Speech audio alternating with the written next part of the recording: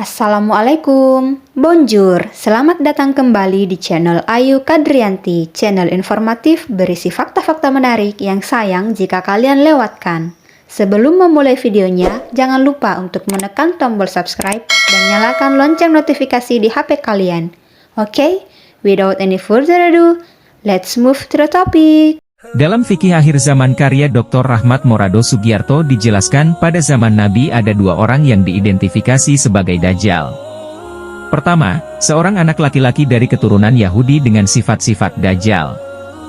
Kedua ialah sosok yang ditemui dalam kisah Tamim ad-Dari. Kisah pertemuan Tamim ad-Dari dengan Dajjal diceritakan ketika ia tengah melakukan perjalanan ke suatu tempat. Tamim ad-Dari adalah sahabat Nabi yang bertemu Dajjal. Di tengah perjalanan, Tamim melihat makhluk seperti hewan aneh yang menyebut dirinya mata-mata dari Al-Jassasa. Pertemuannya saat itu ia ceritakan kembali ke Rasulullah dan sahabat-sahabatnya setelah sholat berjamaah.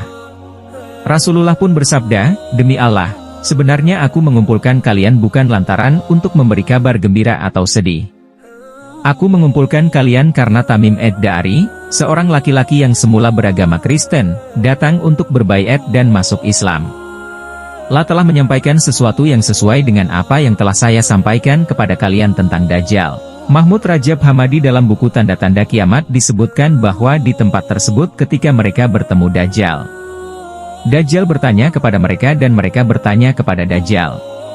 Saat itu Dajjal terbelenggu besi dan memberitahukan mereka tentang waktu kemunculannya beserta tanda-tandanya. Menurut cerita Rasulullah, Tamim kala itu sedang menaiki perahu bersama dengan 30 orang laki-laki dari suku Judzam dan Lakam. Gelombang laut yang kencang membuat rombongan mereka singgah di suatu pulau. Ketika menepi, di pulau tersebut mereka bertemu makhluk yang berbulu lebat. Mereka pun bertanya, "Siapakah kamu ini hai makhluk berbulu?" Makhluk berbulu itu menjawab, "Aku adalah Al-Jassasa." Mereka bertanya lagi, "Apakah Jassasa itu?"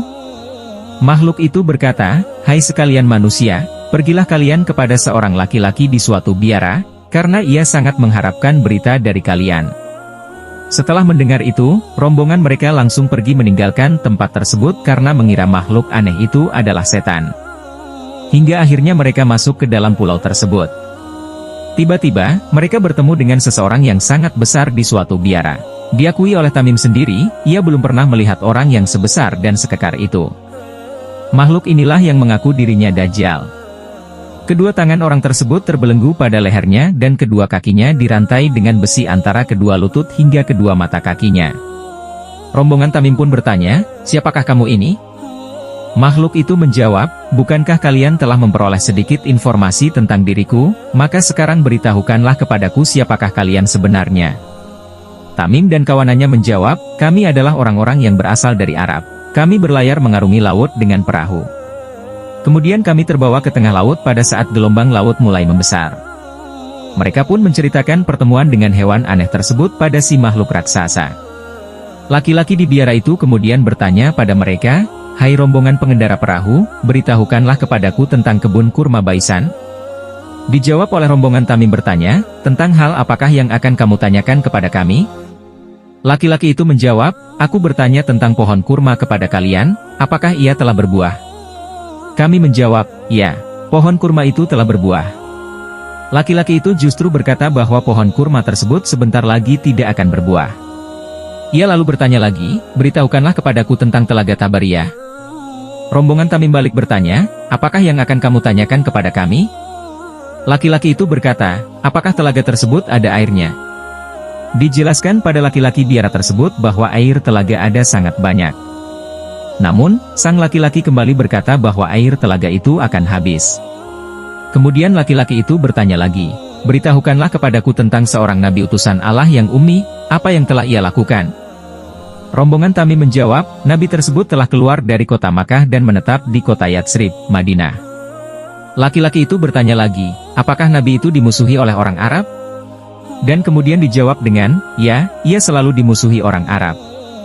Laki-laki itu terus bertanya, "Bagaimana upaya nabi tersebut dalam menghadapi mereka?" Kemudian dijelaskan bahwa Nabi Muhammad yang dimaksud tersebut telah berhasil dalam menyebarkan dakwahnya.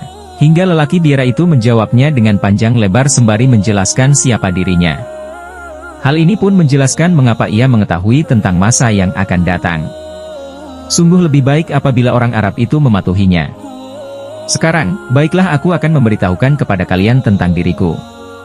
Sesungguhnya aku ini adalah Al-Masih Dajjal dan sebentar lagi aku telah diizinkan untuk keluar. Setelah itu, aku akan menjelajahi dunia hingga tidak ada satu kampung pun yang tidak aku singgahi dalam jangka waktu 40 malam, kecuali kota Makkah dan Thaibah, Madinah. Aku dihalangi untuk memasuki kedua kota tersebut. Setiap kali aku ingin memasuki salah satunya, maka ada malaikat yang menghadangku dan siap sedia dengan pedang di tangannya. Sementara itu, di setiap penjuru kota Makkah dan Madinah ada beberapa malaikat yang menjaganya.